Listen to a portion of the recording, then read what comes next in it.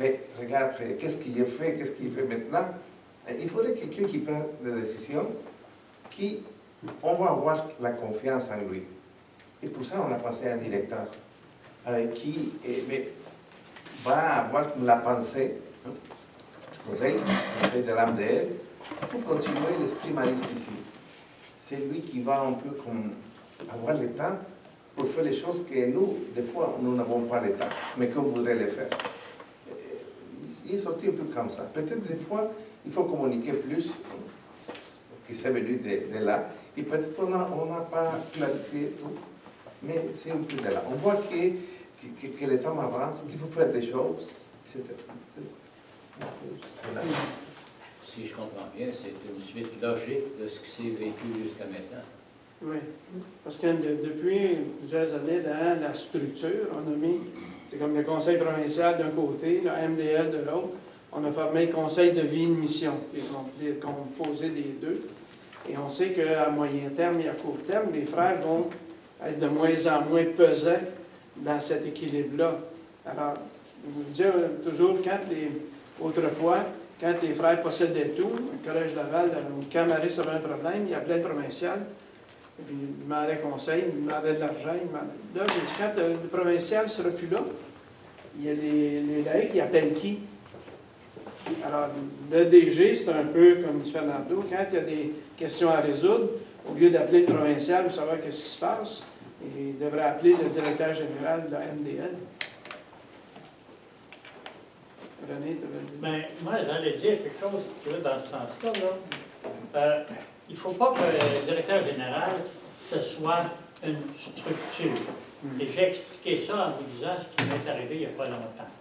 Les frères du Sodécar ont une résidence d'étudiants tout proche de chez nous. Les autres, ils n'ont pas de monde, puis nous autres, on refuse du monde.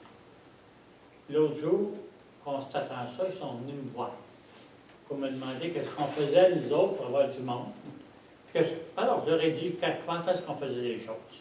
Puis à la fin, là, il y en a un qui a dit, bien, si je vois bien, là, il faut que vous n'ayez pas trop de plans, puis que vous vous adaptiez aux besoins qui se développent, puis à avancer comme ça.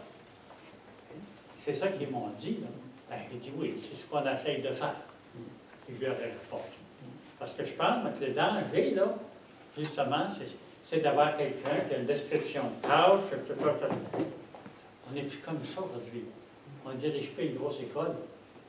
On se laisse aller, mais on a l'ouverture, l'esprit, la mentalité, spiritualité, tout ce qu'on veut, là. Puis, on se laisse aller avec les besoins qui se manifestent, les situations. Puis, on y va comme ça. On a toujours dit, la vie doit précéder la structure. Et je pense que, présentement, quand on regarde ce qui se passe au niveau de la prise en charge par les laïcs, la vie, elle est là. Mais on est rendu à une étape où il y a besoin de structures plus formelles pour pouvoir faire cette prise en charge-là.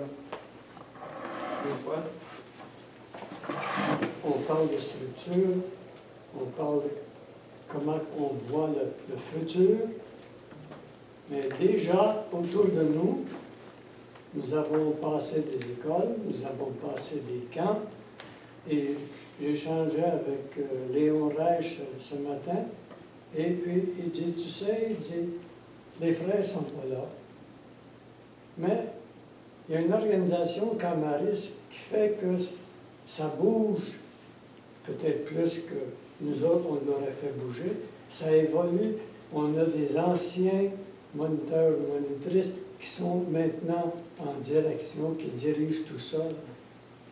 Le futur, c'est eux autres dans leur milieu. Alors, le futur, ça va être quoi pour la communauté?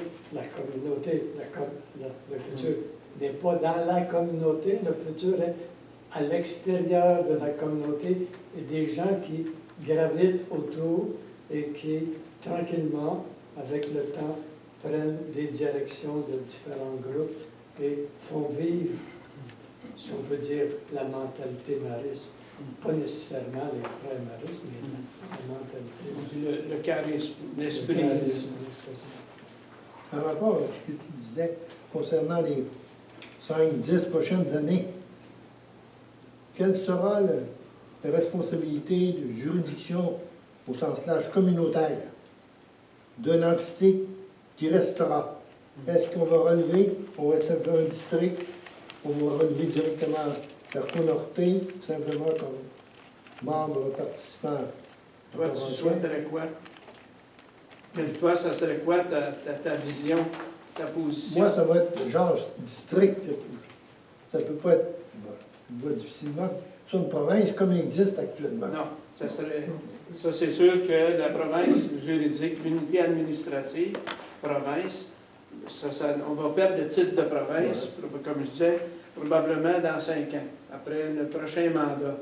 Parce que la vitalité de la province, il y a deux choses, il y a la viabilité et la vitalité. Donc la viabilité, on l'a en termes de ressources financières, mais la vitalité, la vie, tu sais, qui engendre la vie, elle va pas venir des frères, elle va venir des laïcs.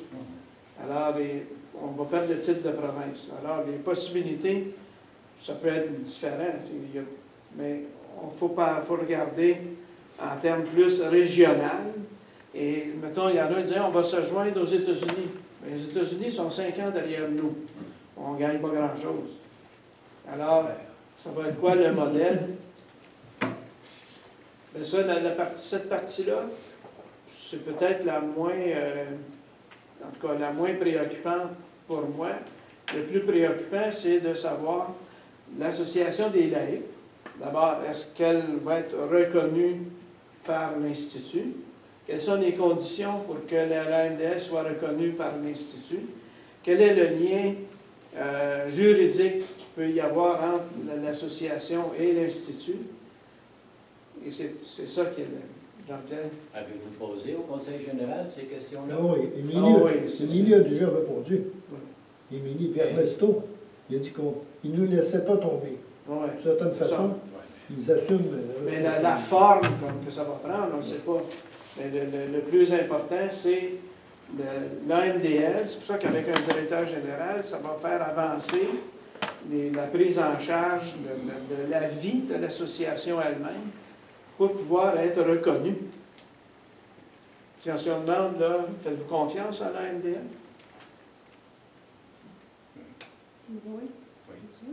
Il y a beaucoup de oui. Oui. Oui. Je ne suis pas certain. Je veux plutôt écouter, je l'expliquerai plus tard. Mais je ne parle pas des individus, là. Je parle de la dynamique qui s'est installée, ça m'inquiète. Parce qu'on parle de l'association, c'est la structure. Et les individus, les membres de cette association-là, c'est différent. Non, mais je ne mets pas en cause la bonne foi et la bonne volonté des gens qui s'impliquent. C'est pas ça que je veux dire. C'est quand j'observe comment ça évolue. André? Là, on devait parler de la mission. On est dans la structure. Là. Hein? La mission, c'est toujours en regard avec les jeunes, les camps, etc. Je sais qu'à la CAP, c'est beaucoup avec les jeunes. Est-ce que, côté de l'éducation, près des écoles, y a-t-il d'autres choses possibles chez les jeunes poqués, les jeunes ci, alors, il y a beaucoup de choses dans la mission qu'on ne touche pas. Pour l'instant, on s'en tient aux écoles, ou proche des écoles. On n'est plus aux écoles. Là-dessus, je reviens à la proposition de Cathy, directrice générale des biens. Dernière rencontre, c'est ce qu'elle a dit. Il faut élargir la base. Ouais. J'ai dit ça, moi, alors, une rencontre de provinciaux avec Sean Salmon, en 2000. J'ai dit, à cause de notre province qui est vieillissante, on n'est pas la seule. En Europe, il y en a d'autres, un certain nombre. On n'a plus affaire uniquement aux scolaires, aux gens. Il faudrait élargir la base, c'est-à-dire qu'on a affaire à des gens, adultes ou jeunes, démunis. Pour moi, on devrait élargir, c'est ce que Cathy proposait aussi. J'étais pleinement d'accord avec ça. C'est dans l'esprit de la mission. Quand on dit le charisme de Marcellin, c'est de s'occuper des enfants, des jeunes, les plus marginalisés. Donc, c'est dans l'esprit, mais qu'on aille à des adultes qui sont aussi marginalisés. Pour moi, ça fait pas